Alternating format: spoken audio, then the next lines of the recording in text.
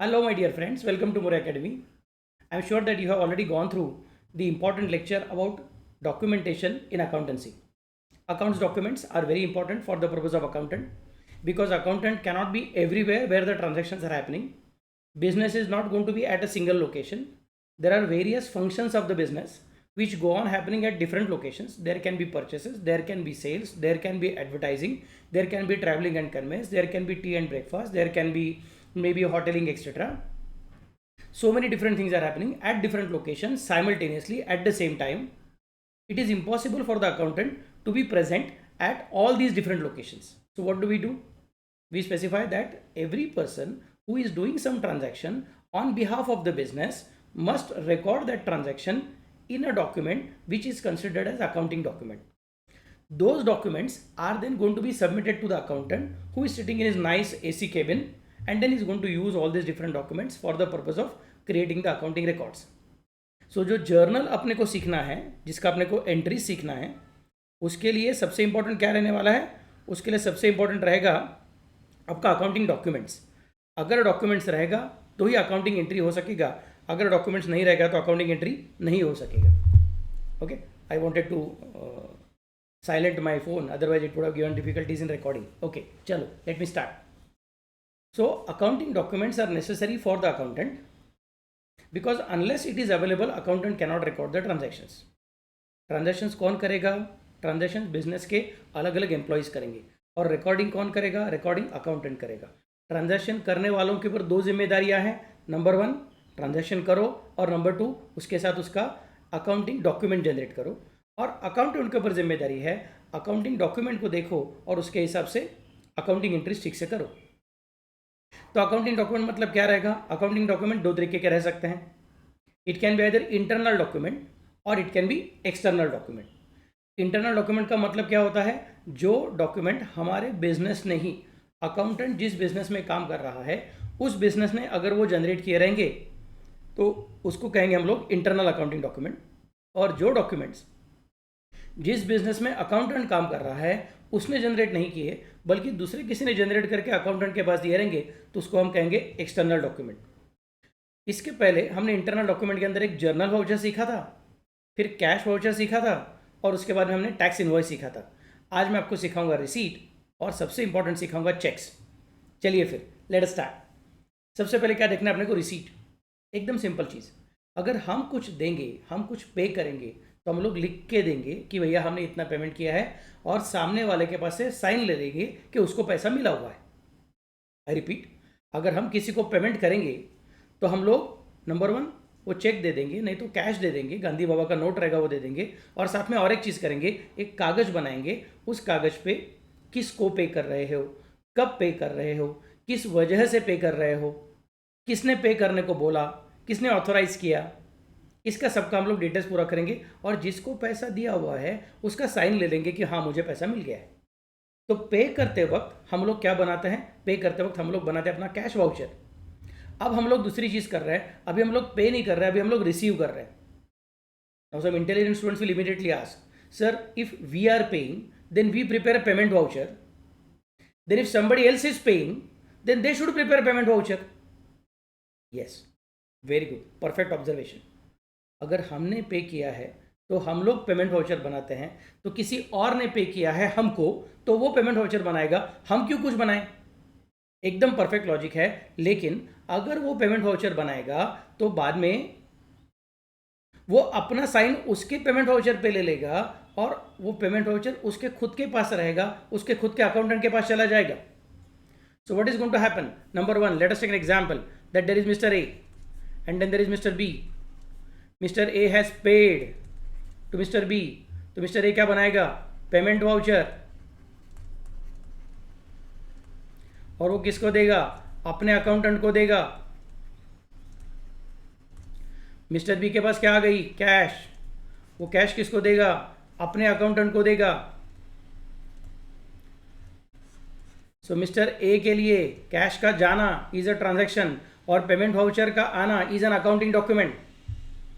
तो मिस्टर ए का जो अकाउंटेंट है वो खुश हो जाएगा, सर मुझे ट्रान्झॅक्शन का पूरा डिटेल्स मिल गया है, पूरा ब्यौरा मिल गया है, ट्रान्झॅक्शन कशा प्रकारे झालं त्याचं मला पूर्ण डिटेल्स कळलेत, मी एंट्री करतो. गड़बड़ किसकी होने वाली है? बी के अकाउंटेंट की गड़बड़ होने वाली है। बी का अकाउंटेंट बोलेगा सर कैश आ गई, अच्छी बात है, किसने दिया? और अगर सपोज उस दिन मिस्टर बी को ए ने भी कैश दी थी, सी ने कैश दी थी, डी ने कैश दी थी, ऐसे अलग अलग लोगों ने कैश दी रहेगी तो it is going to be more dangerous now, क्योंकि ए ने कैश दी लेट अस से 1500 और सी ने कैश दी लेट अस से 2000 और डी ने कैश दी लेट अस से ₹3000। तो मतलब 1500 प्लस 2000 मतलब हो गया 3500, 3500 प्लस 3000 मतलब हो गया 6500। इतनी कैश किसके पास आ चुकी है? बी के पास आ चुकी है। ए के पास से 1500, सी के पास से 2000, डी के पास से 3000, हो गया 6500। लेकिन वो सारा का सारा कैश लेके बी इमीडिएटली घर पे नहीं गया है, बल्कि उसने रास्ते में थोड़ा सा खर्चा भी कर दिया। लेट से उसने 250 रुपया खर्चा किया प्रिंटिंग एंड स्टेशनरी के ऊपर, एंड मे बी उसने और कुछ 500 रुपया खर्चा किया है for something else, may be travelling and expenses, उसका कार का बिल हो गया, ओला का बिल पेमेंट किया उसने, तो 750 रुपये उसमें से खर्चा हो गया। तो जब वो घर पे आएगा, बिजनेस में वापस आएगा, ऑफिस में वापस आएगा, तब वो क्या बोलेगा? 6500 में से 250 गया मतलब 6250, 6250 में से 500 गया मतलब 5750, ये पैसा आ गया। तो बी को बोलेगा, बी अपना अकाउंटेंट क्या बोले, अकाउंटेंट को क्या बोलेगा? ये ले 5750 ले ले। अकाउंटेंट बोलेगा सर 5750 किसने दिया? ए ने दिया कि सी ने दिया कि डी ने दिया? This is going to be difficult. और शायद सपोज तभी ये जो बी है थक गया रहेगा, तो उसको कुछ चीज़ें याद नहीं आई, तो ये जो अपना बी का अकाउंटेंट है वो पागल हो जाएगा, बोलेगा सर गड़बड़ हो गई। ए के अकाउंटेंट के पास एक ने बनाया हुआ पेमेंट वाउचर है, सी के अकाउंटेंट के पास सी ने बनाया हुआ पेमेंट वाउचर है, डी के अकाउंटेंट के पास डी ने बनाया हुआ पेमेंट वाउचर है। तो ए का अकाउंटेंट शांत है, वो एंट्री कर सकता है, सी का अकाउंटेंट शांत है, वो एंट्री कर सकता है क्योंकि उसके पास डॉक्यूमेंट है। डी का अकाउंटेंट शांत है, वो भी एंट्री कर सकता है। प्रॉब्लम होगा तो किसको होगा? बी के अकाउंटेंट को प्रॉब्लम होगा, क्योंकि उसको सिर्फ इतना ही मालूम है 5750 आया, किसके पास से आया, क्या आया, डिटेल सब। और सपोज बी थोड़ा सा भूल गया, तो अगर बी 2 दिन के लिए ऑफिस में नहीं आया तो ये सब चीज़ें उसने सैटरडे को कर दी रहेगी, तो और संडे को ऑफिस को छुट्टी है, और सपोज मंडे को बी ने डंडी मारा रहेगा, तो वो ट्यूसडे को ऑफिस में चला गया, मंगलवार को ऑफिस में चला गया, और तब वो बोला ये लो 5750 कौन सा है रे? मुझे याद नहीं आ रहा, मैं भूल गया, तो हो गई गड़बड़। मिस्टर बी का जो अकाउंटेंट है वो बोलेगा सर मैं एंट्री करूँ तो कैसे करूँ? मैं बोलूँगा ठीक है, फिर एकदम सिंपल लॉजिक, उन्होंने पेमेंट वाउचर बनाया तो वो उनका इंटरनल डॉक्यूमेंट है, लेकिन वो डॉक्यूमेंट का एक भी कॉपी वो अपने को नहीं दे रहे।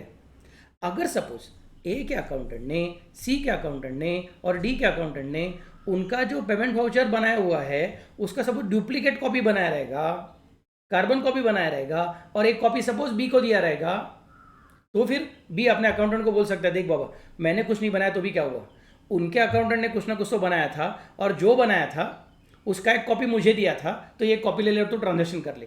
तो फिर बी का अकाउंटेंट बोलेगा चलो सर वेरी नाइस, आपने खुद डॉक्यूमेंट नहीं बनाया तो भी अपने पास एक एक्सटर्नल डॉक्यूमेंट आ गया है, उन्होंने बनाया हुआ पेमेंट वाउचर उनका इंटरनल डॉक्यूमेंट है, लेकिन बी के बिजनेस के लिए वो एक्सटर्नल डॉक्यूमेंट हो जाएगा और काम पूरा हो जाएगा, there is no tension. But क्या गारंटी कि ए का अकाउंटेंट, सी का अकाउंटेंट, डी का अकाउंटेंट नंबर 1 वाउचर बनाएगा, इसका गारंटी नहीं। नंबर 2 बनाएगा तो डुप्लीकेट बनाएगा, इसका गारंटी नहीं। नंबर 3 डुप्लीकेट बनाया तो भी वो बी को दे देगा डुप्लीकेट कॉपी, इसका भी गारंटी नहीं। तो मिस्टर बी जो बिजनेस का ओनर है बोलेगा देखो हम लोग क्या करेंगे, कभी भी किसी और को पैसा देने का तो हम तो डॉक्यूमेंट बनाएंगे वाले है ही, उसमें कुछ टेंशन है नहीं। बट मोस्ट इंपॉर्टेंट, अगर हम किसी के पास से पैसा ले लेंगे, वेरी इंपॉर्टेंट, अगर हम किसी के पास से पैसा ले लेंगे तो उसने पेमेंट वाउचर बनाया तो बनाने दो, नहीं बनाया तो नहीं बनाने दो, डुप्लीकेट बनाया तो अच्छी बात, डुप्लीकेट बना के एक कॉपी अपने को दिया तो भी अच्छी बात, नहीं दिया तो भी चलेगा, हम लोग अपना रिसीट बनाएंगे।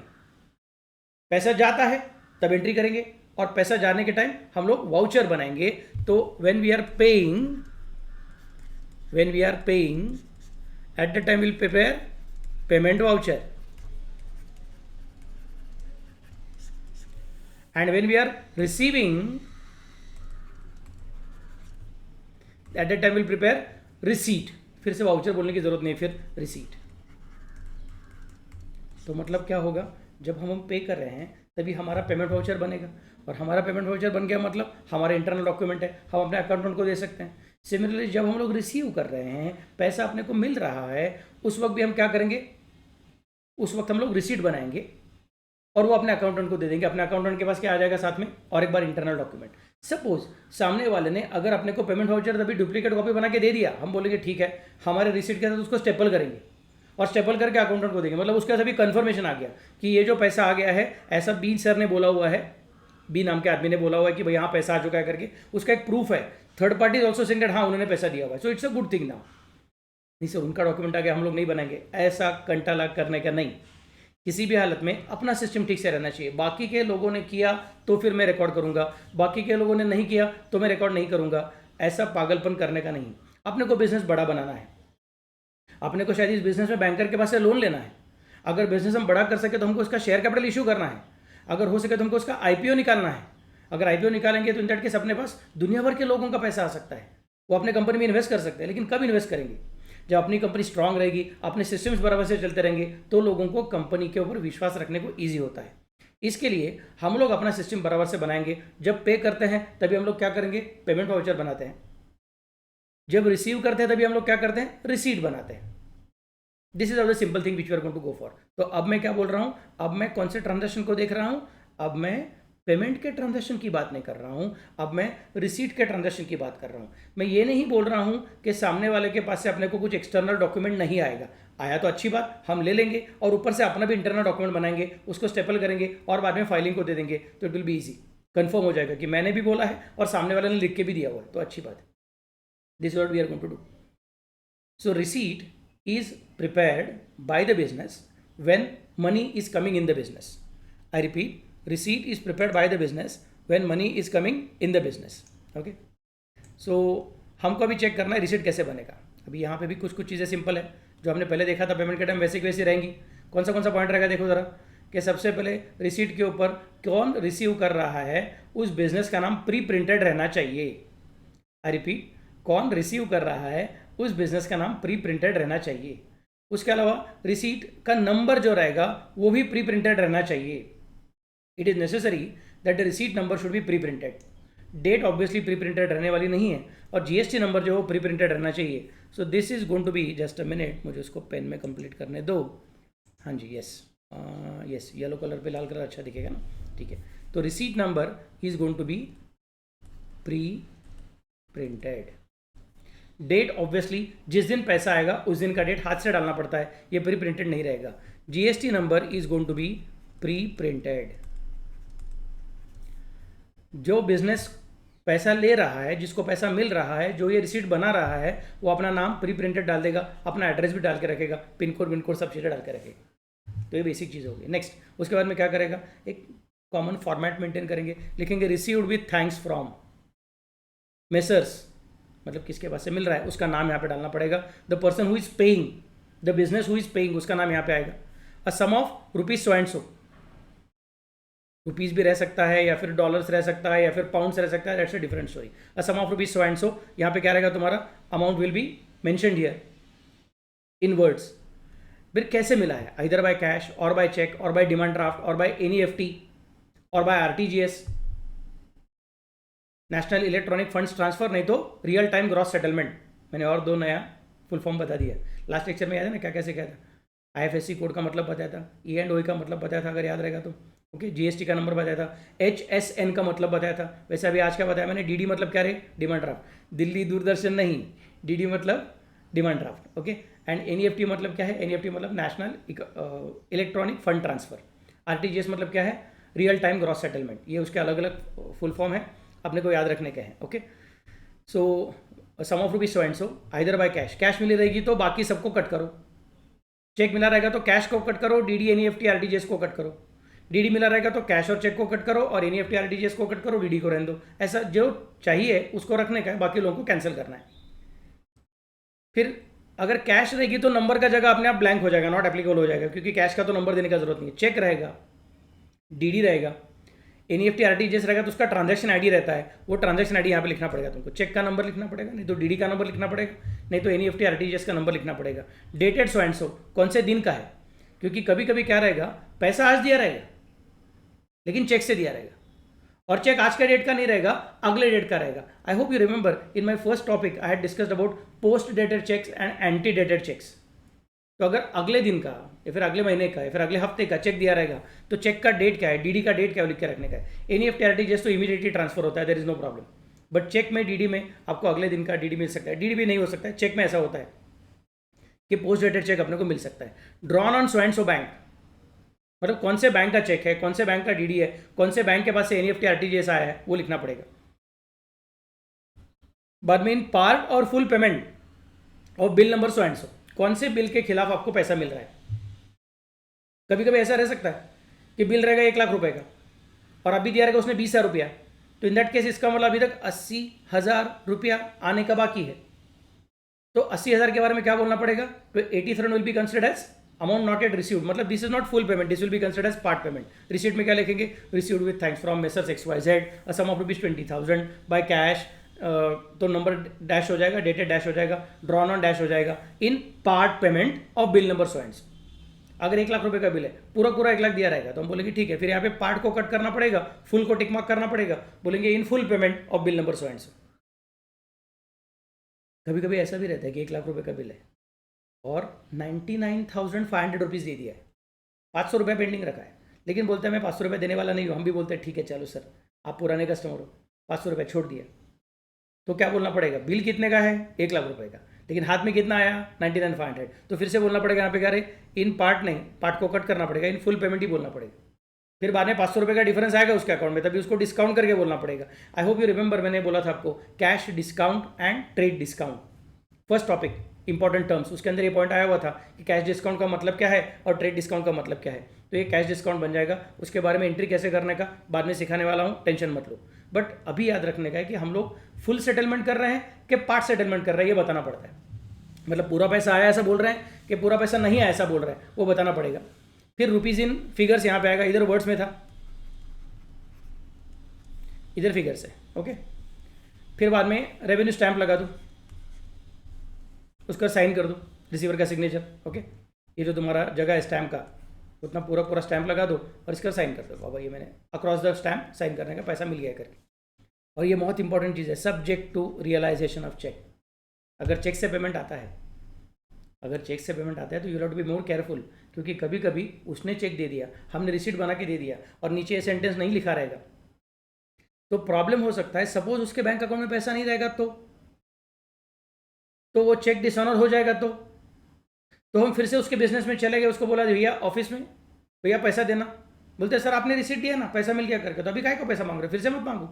मैं बोलूँगा नहीं नहीं, नीचे देखो ना, नीचे एक नोट लिखा है, क्या लिखा है, subject to realisation of cheque. मतलब मैं बोल रहा हूँ रिसीव्ड विथ थैंक्स, बट ये मेरा अनकंडीशनल स्टेटमेंट नहीं है, ये कंडीशनल स्टेटमेंट है। मैं कंडीशन क्या डाला है कि ये ऊपर जो लिखा है वो तभी वैलिड होगा जब चेक ऑनर होगा। अगर चेक ऑनर नहीं हुआ तो फिर ये रिसीट अपने आप इनवैलिड हो जाएगा, ऐसा मैं बोल रहा हूं। And how do I ensure that particular thing, because I am using that special word subject to realisation of cheque. Cash रहेगी तो झंझट नहीं है, क्योंकि सामने से पैसा आ गया रहता है। डीडी रहेगा तो भी टेंशन नहीं है, क्योंकि हमेशा पैसा आ जाता है। एनईएफटी आरटीजीएस रहेगा तो भी पैसा आ जाता है। चेक में गड़बड़ रहती है। डिमांड ड्राफ्ट और चेक में थोड़ा फर्क है, पता है ना आपको क्या फर्क है करके। जब हम चेक बनाते हैं तो चेक के ऊपर हम साइन करते हैं। आई रिपीट, जब हम लोग चेक बनाते हैं तो चेक के ऊपर हम साइन करते हैं, तो हमारे बैंक अकाउंट में पैसा है कि नहीं है ये सामने वाले को पता नहीं रहता है। लेकिन जब हम डीडी बनाने को जाते हैं तो पहली बात, डीडी हमारे पास नहीं आता है। अपने को जो चेक बुक मिलता है वैसे डीडी बुक नहीं मिलता अपने को कभी भी। Bank never issues DD book, bank always issues cheque book. तो अगर मुझे डीडी इशू करने का तो क्या करना पड़ता है, मुझे बैंक के पास जाना पड़ता है। बैंक को जाके बोलने करते हैं भैया मुझे सो एंड सो इंस्टीट्यूट को डीडी पेमेंट करने का है। तो बैंक बोलेगा अच्छा पहले दिखाओ आपके पास पैसा है कि नहीं करके। मैं बोलता नहीं मेरे बैंक अकाउंट में पैसा है ना, हाथ में क्या पैसा नहीं, मेरे बैंक अकाउंट में पैसा है, मेरा बैंक अकाउंट आपके बैंक में है, उस अकाउंट से पैसा निकाल लो और मुझे डीडी बना के दे दो।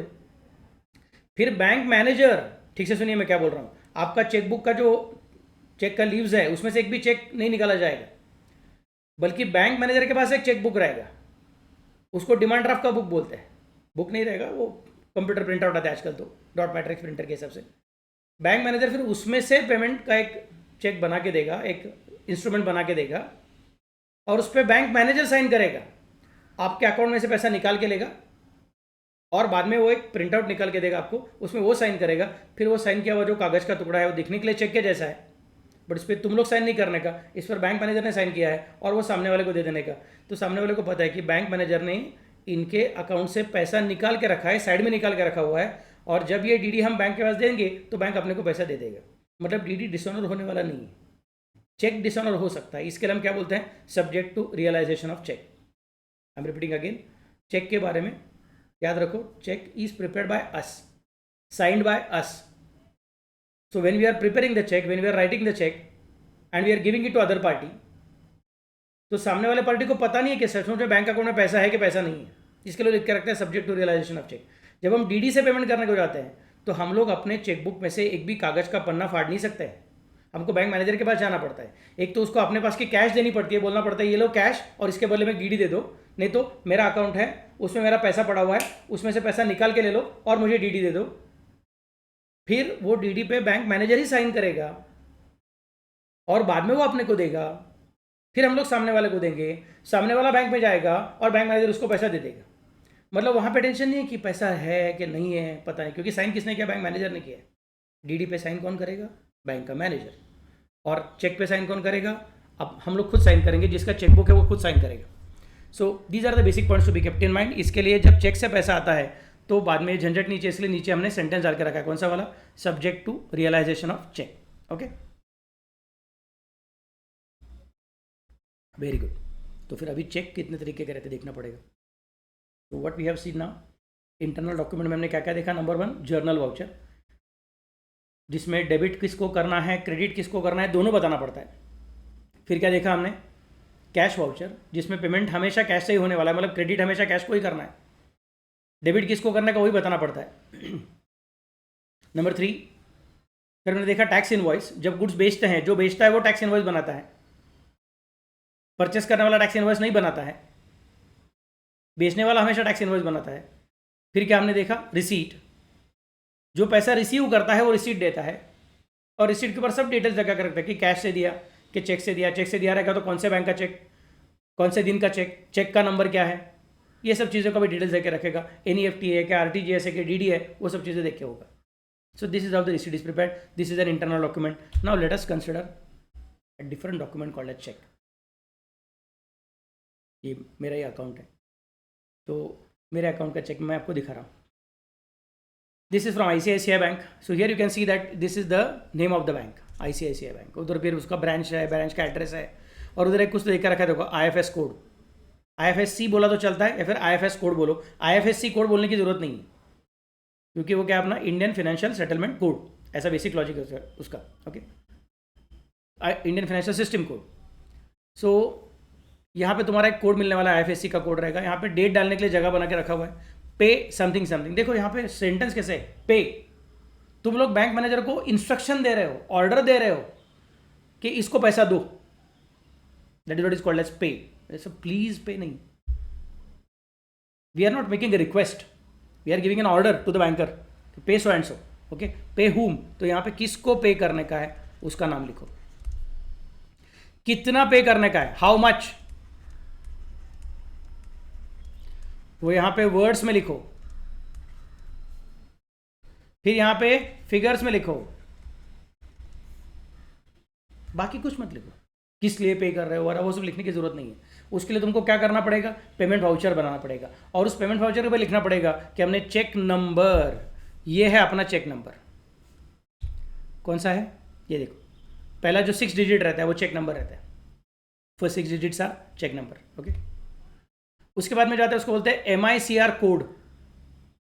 MICR कोड, MICR का मतलब क्या होता है? MICR का मतलब होता है magnetic ink character recognition. I repeat, magnetic ink character recognition. एक छोटा सा पॉइंट याद रखना है, जब भी हम लोग रिसीट की बात कर रहे थे, जब भी हम लोग टैक्स इनवॉइस की बात कर रहे थे, जब भी हम लोग पेमेंट वाउचर की बात कर रहे थे, जब भी हम लोग कैश वाउचर की बात कर रहे थे, तो ये सब चीज़ें हमने खुद ने प्रिंट करवाई है, या फिर हम लोग मार्केट से रेडीमेड लेके आ सकते हैं और बाद में इशू कर सकते हैं। लेकिन जब तुम चेक की बात करते हो तो ये बिजनेस ने खुद ने प्रिंट किया हुआ नहीं रहता है। नहीं सर, मेरा ही अकाउंट है ना, मैं बनाऊंगा मेरा चेक, नहीं, चेकबुक तुमको बैंक के पास से लेना पड़ता है। फिर बैंक क्या करता है, वो जो चेकबुक प्रिंट किया रहता है, अगर आप यहाँ पे देख सकते रहोगे, यहाँ पे थोड़ा थोड़ा दिखेगा, देखो ICI ऐसा कुछ तो दिख रहा है, देखो जरा आपको, मतलब यहाँ पे बैंक ने खुद का नाम भी अलग तरीके से प्रिंट किया हुआ है। It's a special ink, it's a magnetic ink.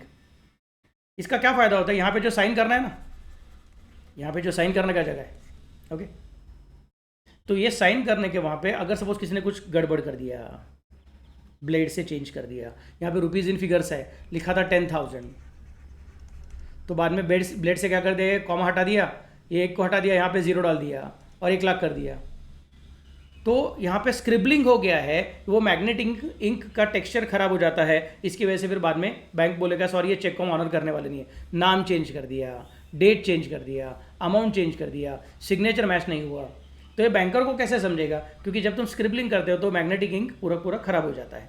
तो वो जब वो चेक को चेक करते हैं, CHEQUE चेक को CHEC चेक करते हैं, तभी उनको समझ में आता है कि यहाँ पे गड़बड़ हो गई, कुछ तो ब्लेड से चेंज किया है, रबर से चेंज किया है, या फिर स्क्रिबलिंग किया हुआ है, तो then they dishonour the cheque, they say sorry we will not honour the cheque. इसके लिए वो MICR रहता है। तो ये MICR का एक कोड है। इस कोड के अंदर क्या क्या रहता है, देखो 9 डिजिट का कोड है, पहले 6 digit are cheque number, 6 digit are cheque number, फिर MICR कोड है। इसके अंदर क्या है, पहला जो 3 डिजिट्स है ना, वो सिटी है, कौन से बैंक में, सॉरी कौन से शहर में ये बैंक है उसका कोड है, ओके।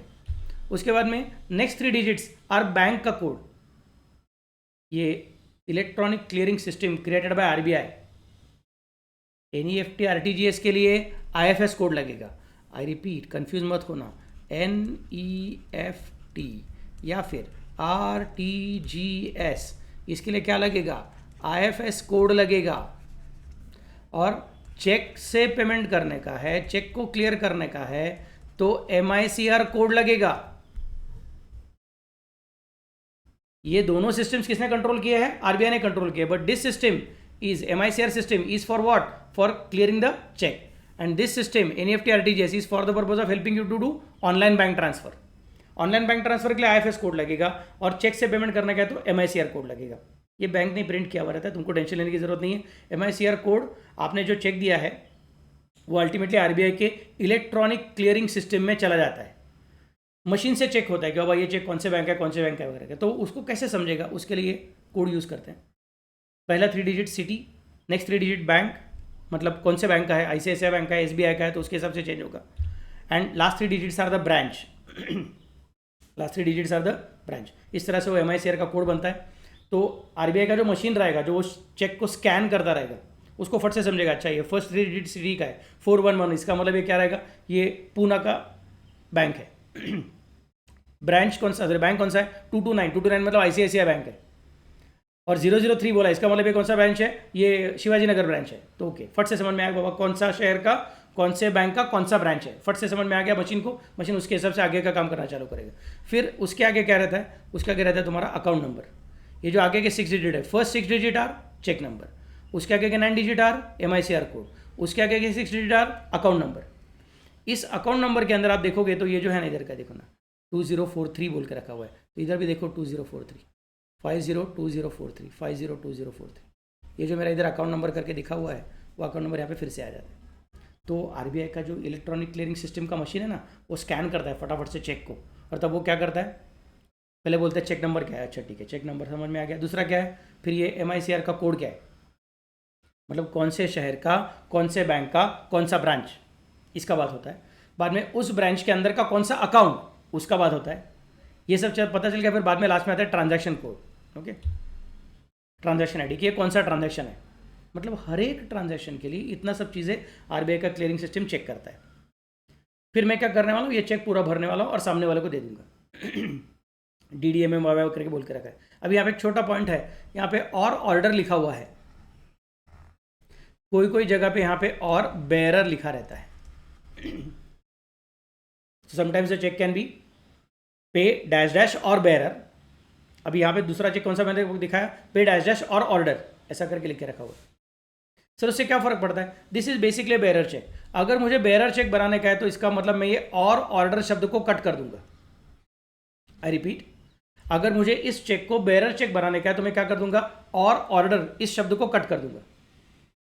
मतलब ये क्या बन जाएगा, बेरर चेक बन जाएगा। तो यहाँ पे क्या लिखा है मैंने, सपोज मैंने लिख के रखा है यहाँ पे पे मिस्टर आनंद, या फिर पे मिस्टर अभय, फिर पे मिस्टर अधिराज, पे मिस्टर आर्यमन, ऐसा कुछ तो लिख के रखा मैंने, और मे बी पे सम चैरिटेबल ट्रस्ट, तो वो लिख के रखा है। लेकिन जब मैं इसको बेरर चेक बनाता हूँ तो इसका मतलब क्या होगा, मैं जिसको चेक दे रहा हूँ, अभी ठीक से सुनिए, मैं जिसको चेक दे रहा हूँ उसको इस आईसीआईसीआई बैंक के इस शिवाजी नगर ब्रांच में जाना पड़ेगा। रिपीट, उसको इस आईसीआईसीआई बैंक के इस शिवाजी नगर ब्रांच में जाना पड़ेगा, उसको वहाँ पे वो चेक देना पड़ेगा कैश काउंटर पे, फिर टोकन नंबर लेके चुपचाप बैठना पड़ेगा कुर्सी पे, राह देखना पड़ेगा उसका नंबर कब आएगा, फिर जाके उधर अपना पैसा लेना पड़ेगा जब टोकन नंबर आएगा तब। वो बोलेगा सर आपका आईसीआईसीआई बैंक है, आपने मुझे चेक दिया है और मेरा स्टेट बैंक ऑफ इंडिया है, तो मैं स्टेट बैंक के पास जाके चेक ले सकता हूँ क्या, पैसा ले सकता हूँ क्या? हम बोलेंगे ऐसा नहीं हो सकता भैया, ये आईसीआईसीआई का चेक है और ये बेरर चेक है, आपको आईसीआईसीआई बैंक के इसी ब्रांच में जाके पैसा निकालना पड़ेगा। बोले सर मैं नहीं जा सकता हूँ क्योंकि मैं तो ऑफिस में बैठा हूँ, मैं मेरे किसी स्टाफ को भेजा, मैं बोलूँगा ठीक है ना। तो मैंने क्या कर दिया इधर, और ऑर्डर को कट कर दिया, मतलब पे मिस्टर आनंद या फिर पे मिस्टर अभय, जो भी कुछ नाम रहेगा वो, और बेरर, मतलब काम खत्म हो गया। अभी वो तो किसी और को भेज देगा तो भी चलेगा, वो जो बैंक का जो कैशियर रहेगा बोलेगा टोकन नंबर देने के टाइम, अच्छा इधर तो नाम लिखा है मिस्टर अभय, आप अभय हो क्या? तो मेरा एम्प्लॉय बोलेगा नहीं नहीं मैं अभय नहीं हूँ, वो जो एम्प्लॉय कह रहेगा बोलेगा मैं अभय नहीं, बोल तो ठीक है फिर पीछे साइन करो, क्योंकि ये बेरर चेक है। जो कोई इसको बेयर करता है, जो कोई उसको लेके घूमता है, उसको पैसा मिल सकता है। बैंक मैनेजर बोलेगा मेरे ऊपर जिम्मेदारी नहीं है कि ये पैसा परफेक्ट आदमी के हाथ में जाना चाहिए, क्योंकि आपने कैसे दिया, बेरर चेक दिया हुआ है। तो सर बेरर चेक डेंजरस चीज़ हो सकती है। फॉर एग्जांपल आपने मुझे चेक दे दिया और वो चेक लेके मुझे आपके बैंक में जाना है, जाते जाते रास्ते में रिक्शा में भूल गया मेरा पर्स, मेरा बैग भूल गया, और मेरे बाद रिक्शा में दूसरा आदमी बैठा, रिक्शा वाला अच्छा था बट दूसरा आदमी बैठा, उसने देखा बैग है, बैग में उसने चेक देखा, अरे बेरर चेक है, वो चला गया आईसीआईसीआई बैंक में और उसने वहाँ पे टोकन नंबर लेके पैसे ले लिया, उसको मिल सकता है कि हाँ मिल सकता है, क्योंकि वो बेरर चेक है। So bearer cheque is as good as cash. Bearer cheque is as good as cash because a bank manager doesn't trace, doesn't keep track किसको किसको पैसा दिया क्या दिया। बोलेगा ठीक है सर, नहीं यहाँ पे कोई तो मिस्टर एक्स आए थे, उन्होंने पीछे साइन किया, हमने दे दिया। मैं बोलूँगा अरे लेकिन ऊपर तो नाम लिखा था ना मिस्टर आनंद या फिर मिस्टर अभय, तो मिस्टर एक्स को क्या को पैसा दिया? बोलते सर आपने बेरर चेक दिया था। बेरर चेक रहेगा मतलब मेरा जिम्मेदारी नहीं है, जो लेके आएगा उसको पैसा देना पड़ता है, क्योंकि आपने ही बेरर चेक दिया हुआ है। मैं बोलूँगा फिर मैं क्या करना चाहिए था? बोलते सर फिर आपने ना बेरर चेक नहीं देना चाहिए था, bearer cheque is a risky thing, bearer cheque is a risky thing. जिस तरह से अगर आपके पॉकेट में पैसा है और पॉकेट मारने पैसा, सपोज पॉकेट मार लिया, कोई पिक पॉकेट रहेगा उसने आपका पॉकेट चुरा लिया, तो उसके अंदर का जो पैसा है वो खुद यूज़ कर सकता है, लोग उसको पूछते नहीं है कि बाबा कैसे क्या हुआ करके, उसका पैसा है उसका ऐसा समझ लेते हैं। वैसे बेरर चेक है, बेरर चेक अगर किसके पास जाएगा तो जिसको जाएगा वो बैंक में जाके एनकैश कर सकता है और उसको कैश मिल गया, काम खत्म। So bearer cheque is a risky thing, और बड़ी बड़ी अमाउंट रहेगी। अपना वॉलेट में, अपने पॉकेट में कितना पैसा रहता है? 500 रुपया, 1000 रुपया, 5000 रुपया, ज़्यादा तो कोई रखता नहीं। आजकल तो सब यूपीआई, भीम, सब अलग अलग ऐप रहते हैं तुम्हारे, पेटीएम और क्या क्या अलग अलग चीज़ें। तो nobody keeps hard cash a lot in pocket. So pick pocket लोगों का बिजनेस एकदम गड़बड़ में है एक्चुअली स्पीकिंग। लेकिन चेक तो बड़े बड़े अमाउंट कर सकता है, 10,000 का चेक है, 50,000 का चेक है, और बेरर चेक रहेगा तो टेंशन आएगा। तुम बोलते हैं फिर ऐसा मत करो, there should be some other system. मतलब मेरा चेक है, सपोज मैं चेक अभी इश्यू करना चाहता हूँ, मैं चेक देना चाहता हूँ, मेरे आईसीआईसीआई बैंक में से चेक देना चाहता हूँ, और तुम्हारा एसबीआई, मैं बोलूँगा फिर तुम ये जो चेक मैं तुमको दे रहा हूँ वो लेके मेरे आईसीआईसीआई बैंक में आने की ज़रूरत नहीं है। तुम तुम्हारे स्टेट बैंक ऑफ इंडिया के पास जाओ, तुम तुम्हारे स्टेट बैंक ऑफ इंडिया के पास जाओ, तुम्हारा जहाँ पे बैंक अकाउंट है उस ब्रांच में जाओ, उधर जाके तुम चेक डिपॉजिट करो। सर उधर टोकन नंबर मिलेगा क्या? नहीं, अभी टोकन नंबर नहीं मिलेगा। बैंक मैनेजर बोलेगा सर ये तो आईसीआईसीआई बैंक का चेक है, मेरे पास क्यों आए हो?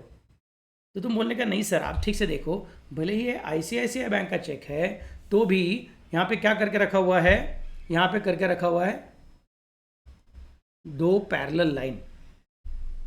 On the left top corner there are 2 parallel lines, on the left top corner there are 2 parallel lines. इसका मतलब अब ये चेक मुझे ICICI बैंक में जाके डिपॉजिट करने का नहीं है, अब ये चेक मुझे अपने बैंक में जाके इनकैश करने का है।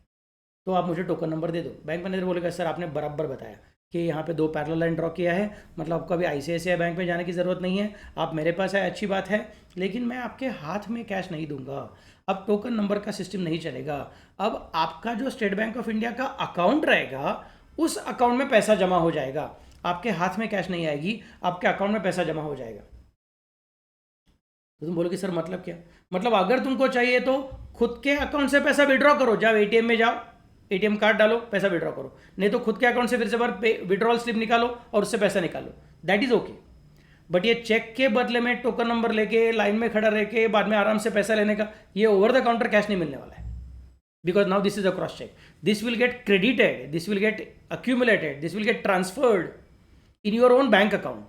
From your own bank account you can withdraw by using ATM or by using withdrawal slip etc. That depends upon you. लेकिन हाथ में कैश डायरेक्टली नहीं मिलेगी, इधर चेक दिया, उधर से टोकन नंबर लिया, फिर टोकन नंबर दिया, कैश लिया, ये नहीं होने वाला है। Because this is a crossed cheque, because this is a cross cheque. तो सर इससे क्या फ़ायदा होगा, रिस्क कैसे कम हो गया? अभी सोच के देखो, अभी मैं तुमको ये 50,000 रुपये का चेक दिया रहता था, और सपोज ये बेरर चेक रहता था, सपोज ये बेरर चेक रहता था और आप लेके जाते थे, और जाते जाते गलती से चेक आपके बैंक में से ड्रॉप हो गया रहता था, जिसको मिलता था वो ICICI बैंक में जा सकता था, और उस ICICI बैंक में जाके टोकन नंबर लेके काउंटर पर से मेरे अकाउंट से कैश लेके जा सकता था आराम से घर पे, और कोई इसको रोक नहीं सकता था। लेकिन अगर मैंने इसको क्रॉस कर दिया रहेगा, तो इसका मतलब अगर कोई अपने बैंक अकाउंट ICICI बैंक में गया भी, तुमने मेरे पास से चेक ले लिया, तुम चले गए, जाते जाते तुम्हारे बैंक में से गलती से चेक नीचे गिर गया, किसी और को चेक मिल गया, बोलता अरे वाह 50,000 रुपये का चेक है, चलो मैं जाता हूँ, फट से वो ICICI बैंक में चला गया, उधर जाके बोले ये देखो चेक, मुझे दे दो टोकन नंबर, मुझे दे दो कैश। ICICI का बैंक मैनेजर बोलेगा सॉरी सर ये इधर नहीं हो सकता है। अभी बोलेगा क्यों नहीं हो सकता है, आपका ही बैंक है, ये आपका ही एड्रेस है, मैं इधर ही आया हूँ बराबर से। बोलता है सर वो सब ठीक है, but this is a cross cheque, cross cheque को हम इन कैश नहीं दे सकते। क्रॉस चेक के लिए आपको क्या करना पड़ेगा, आपको आपके खुद के बैंक अकाउंट में जाना पड़ेगा, खुद के बैंक अकाउंट में जाके इसको डिपॉजिट करो, फिर आपका बैंक मैनेजर मुझे आपको टोकन नहीं देगा, आपके बैंक अकाउंट के अंदर पैसा जमा करेगा, फिर आप विड्रॉ कर सकते हो। तो बोलेगा अच्छा है चलो, फिर वो मेरे बैंक से निकलेगा, चोर जो कोई है वो, तो मेरे बैंक से निकलेगा, खुद के बैंक में जाएगा, खुद के बैंक में जाएगा, बोलेगा ये देखो ये क्रॉस चेक है आप ले लो। बोलेगा सर लेकिन यहाँ पे नाम क्या लिखा है, यहाँ पे नाम लिखा है मिस्टर अभय मोरे, इसका मतलब ये चेक मिस्टर अभय मोरे के बैंक अकाउंट में जाएगा, आपके बैंक अकाउंट में नहीं जाएगा। हमारे बैंक में ऐसा अभय मोरे नाम का कोई अकाउंट ही नहीं है, तो आपके अकाउंट में पैसा जाने वाला नहीं है। So now this is risk free. Maximum क्या होगा, आपको घर जाने का समझेगा, अरे चेक गायब हो गया, अब मैं क्या करूँ, तो आप मुझे फ़ोन करके बोलोगे सर चेक गायब हो गया, मैं थोड़ा गड़बड़ हो गया, मिस्टेक हो गया, ऐसा वैसा। मैं बोलूँगा ठीक है टेंशन मत लो, मैं दूसरा चेक बना के देता हूँ, और मेरे बैंक में बता दूंगा कि अगर ये चेक गलती से कहीं फिर से आपके पास आ गया तो उसको क्या कर दो, कैंसिल कर दो, स्टॉप पेमेंट कर दो करके बोल दूंगा, काम खत्म हो गया। सो क्रॉस चेक में रिस्क बहुत कम है, क्योंकि ये ओवर द काउंटर कैश देता नहीं है, ये हमेशा अकाउंट के अंदर पैसा ट्रांसफर करता है। तो रास्ते में अगर कैश किधर चेक किधर गुम हो गया तो it becomes easy to control the situation. मतलब क्रॉस चेक को आप चाहे तो बाय एनवलप बाय पोस्ट भेज भी सकते हो, क्योंकि अगर किसी ने वो एनवलप खोल भी दिया तो भी उसको यूज़ करने को मिलने वाला नहीं है। So cross cheque is possible to be transferred without going personally to deliver the cheque. आप उसको बाय पोस्ट भी भेज सकते हो, बाय कुरियर भी भेज सकते हो, लेकिन when it comes to bearer cheque it is dangerous. एक तो तुमको खुद को जाके देना पड़ेगा, नहीं तो उसको खुद को यहाँ पे बुलाना पड़ेगा, यहाँ पे आके चेक लेके जाओ, ऐसा बोलना पड़ेगा, क्योंकि अगर सपोज गलती से किसी के हाथ में चला गया तो that's a risky thing. So cross cheque is the way in which bankers tell you कि हम लोग आपका इंस्ट्रक्शन फॉलो करेंगे, आपने मुझे इंस्ट्रक्शन दिया ना पे मिस्टर अभय मोरे, पे करता हूँ, लेकिन कैसे, ओनली बाय क्रॉस चेक है, मतलब ओनली इन हीज अकाउंट। और ये भी कैसे चलेगा वो बता के रखता हूँ, छोटा सा एग्जाम्पल और छोटा सिस्टम। अभी क्या होगा मालूम है, अभय मोरे का सपोज बैंक अकाउंट किधर है, जस्ट एग्जाम्पल उसका यूनियन बैंक में बैंक अकाउंट है, तो यूनियन बैंक में सपोज उसका किधर मुलुंड में अकाउंट है, Mulund is in Mumbai, okay, तो उसका मुलुंड में बैंक अकाउंट है, तो वो अपने बैंक अकाउंट में जाएगा, उधर डिपॉजिट करेगा, फिर उधर से ये पैसा, ये चेक है ना, वो किधर जाएगा मालूम है, RBI के क्लियरिंग हाउस के पास जाएगा, RBI के क्लियरिंग हाउस के पास जाएगा। फिर RBI का क्लियरिंग हाउस क्या करेगा, ये चेक नंबर को देख लेगा और फिर ये MICR कोड को देख लेगा, उसको समझेगा अरे 411 मतलब पुणे है, 229 मतलब ICICI बैंक है, 003 मतलब शिवाजी नगर ब्रांच है, उसको समझेगा। फिर अच्छा 502043 नाम का अकाउंट नंबर है जिसने चेक दिया हुआ है। फिर RBI का क्लियरिंग हाउस, वो ये जो मैंने चेक आपको दिया था आपने खुद के बैंक अकाउंट में डाला था, मतलब अभय मोरे ने खुद के बैंक अकाउंट में डाला था, वो वहाँ से उठाएगा और डालेगा किधर, RBI के क्लियरिंग हाउस के पास। RBI का क्लियरिंग हाउस उठा के डालेगा किधर, ICICI बैंक के पास। फिर ICICI बैंक का जो मैनेजर है बोलेगा अच्छा ऐसा चेक है क्या, आनंद सर ने ऐसा चेक दिया है क्या, आनंद सर ने अभय सर को ऐसा चेक दिया है क्या, अच्छी बात है, चलो गुड, मैं चेक करता हूँ अभी आनंद सर के अकाउंट में इतना पैसा है क्या। फिर वो मेरा बैंक अकाउंट ओपन करके देखेगा, उसमें चेक करेगा पैसा है कि नहीं करके।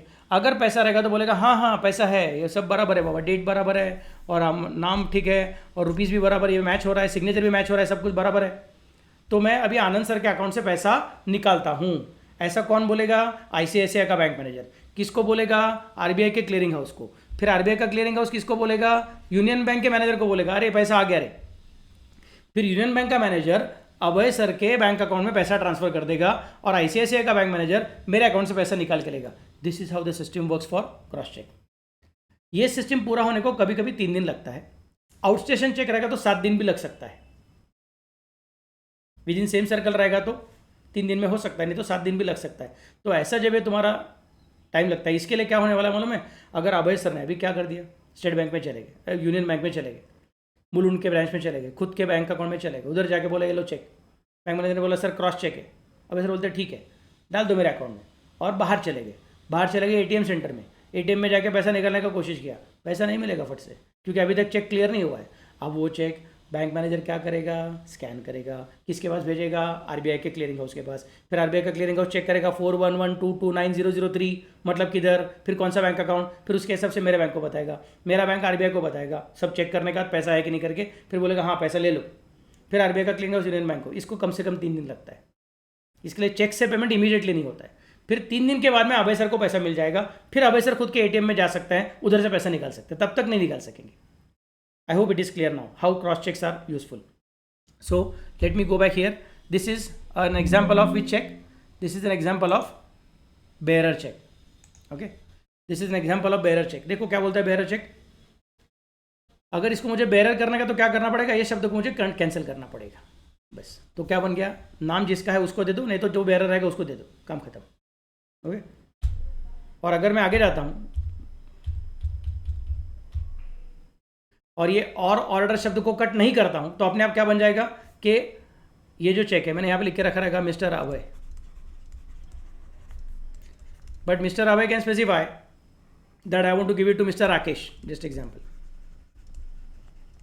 तो he is giving a new order कि please pay it to my order.